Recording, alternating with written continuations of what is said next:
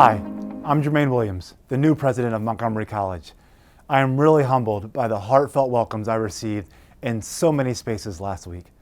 I have gotten countless enthusiastic messages from students and employees, plus some impressive surprises at different events.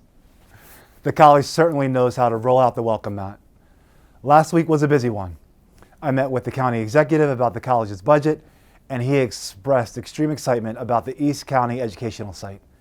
I also talked with several elected officials about college funding priorities and planning for MC 2025. But by far, the highlights of the week were my visits to the campuses and a workforce development site.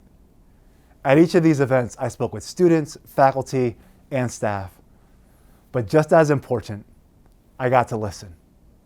I heard from some Macklin Business Institute students about their project through the MBI Cafe to loan money to small businesses abroad. I heard from faculty and staff at Takoma Park, Silver Spring, about how the Amistad quilts hanging in the Health Sciences building use art to teach history. What a creative and memorable approach. At the Gaithersburg Business Training Center, I heard how much workforce development and continuing education serves community needs across all industry sectors. And at the Germantown campus, I got a fascinating biology lesson from one of the students, and I met an enthusiastic service dog who was being trained in a classroom.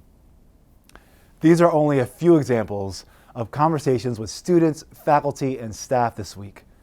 I look forward to many more of them in the future. Learning everything I can about the college is my focus right now, and that means I'll be asking a lot of questions. I am so grateful for everyone who has taken time to share some special history of the college or explain the layout of a campus.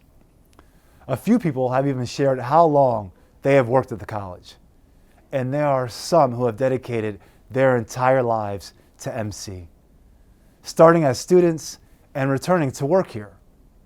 And there are some of us who are very new.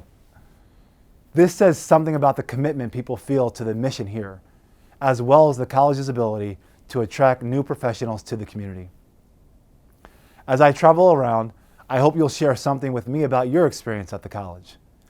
It will help me to make sense of the strengths of the institution and the dynamics that keep people so dedicated to the mission and vision. I truly felt the vibrancy of student activity and energy on the campuses.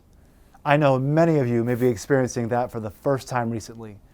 As COVID rates decline and the weather gets warmer, more people are out and about. The campuses were definitely active. And that's great news for our students, faculty, and staff who have been eager for the in-person experience. I think we are all ready to turn the page and embrace a future where we can engage more in person, while simultaneously leveraging everything we knew and have learned about the power of engaging virtually to support students and each other. In terms of supporting each other, it is evident how much our faculty and staff care about students and each other. While I have only been here for a few days, I have already experienced the warmth and compassion of our community. I asked about interesting places to enjoy with my family, and so many of you have shared ideas, from hiking at Sugarloaf, to museums in DC, to adventure parks, to apple picking at Butler's Orchard, and so much more. Thank you all. I'll end with some terrific news from last week. We learned that 10 MC students were named as semifinalists for the Jack Kent Cook Undergraduate Transfer Scholarship. I'm told that 10 is a record number, and that speaks highly of the caliber of students at the college and their excellent faculty and staff who help them to achieve their goals. Also last week, about 70 people participated in the Critical Race Theory Forum. I am absolutely invigorated by the interest in these discussions, which are essential to advancing anti-racism in our communities. Finally, I want to give a shout out to the men's and women's basketball teams, which both advanced in their NJCAA tournaments. I can see that Montgomery College has room for everything: academics, social justice, athletics, and more. I know I'm going to feel right at home here. Have a great week.